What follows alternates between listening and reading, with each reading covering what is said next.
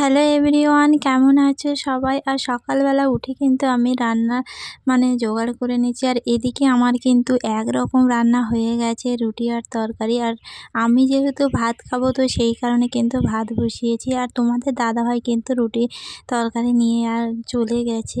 তো দেখো, এদিকে তো রান্না বসিয়ে দিয়েছি, আর এদিকে কিন্তু আমি কাজ করে নেব। তো প্রথমে ফ্রিজটাকে একটু পরিষ্কার করে নিচ্ছি, কারণ অনেক দিন ধরে পড়ে আছে, ওই জন্য দুর্গন্ধ বেরোচ্ছিল। আর এদিকে দেখো, বেগুন কাটতে গিয়ে হাতে কিন্তু কাঁটা ফুটে গেছিলো। আর আমি যেহেতু কলা কাটবো, তো সেই কারণে জলের মধ্যে একটু হলুদ গুঁড়ো দিয়েছিলাম।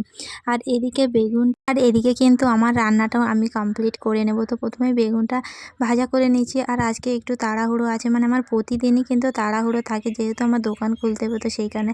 আর এদিকে দেখো, বাচ্চারা কিন্তু বেলপাতা নিতে এসে, আর পাড়াতে কিন্তু আমাদের বাড়িতেই শুধুমাত্র বেলপাতা আছে, তো সেই কারণে সবাই এখান থেকেই নিয়ে যায়।